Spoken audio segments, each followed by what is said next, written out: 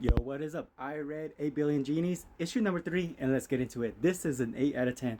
And the art still smacks, and the story continues, and we do get some action in this.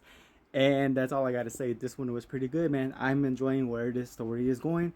I'm so hyped to read the next issue, and let's get into it.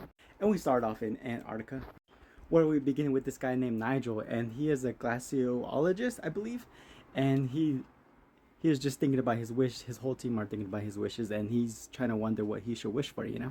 And so right here, he wishes for the global levels of carbon dioxide, methane, and the ozone in the atmosphere to be back to pre-industrial levels, you know? And that was good, you know? He wanted to not reverse climate change, but, you know, at least stall it for a bit to help save the world.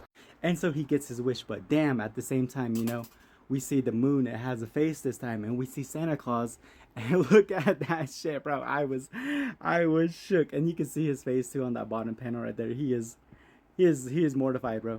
And right here, it is 8 days since the genies have first appeared, and bro, look at the human population, almost 2 billion gone, dude. What the fuck? And we're back in the bar, and two other people they have brought back to life, people who passed away, two writers. I forgot the girl, Dorothy and Ernest Hemingway right here.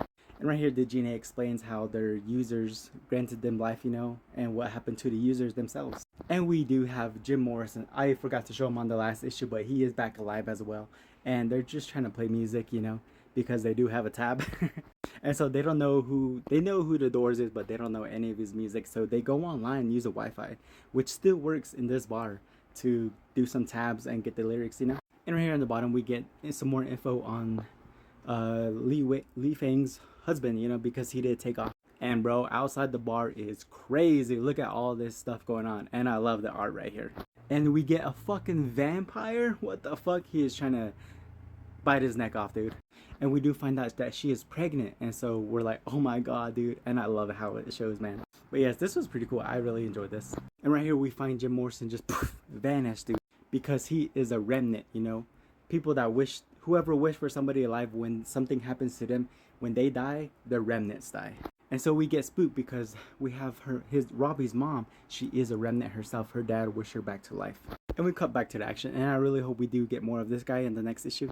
And we get more Ernest Hemingway. He's alright, you know, a character. But you guys can pause and read. And so Robbie comes up with this idea to have a wish, you know. Dude is crazy about this plot point. I was shook. So we find out that he put a whole chip of his company's code, everything on there, and he's gonna sell it. But of course he doesn't, and man, bro, I was like, oh. So he survives, he makes it back, and I love it. And it's so great how he's telling them what is going on outside. So Robbie makes his wish to be a superhero, and we find out there's more outside.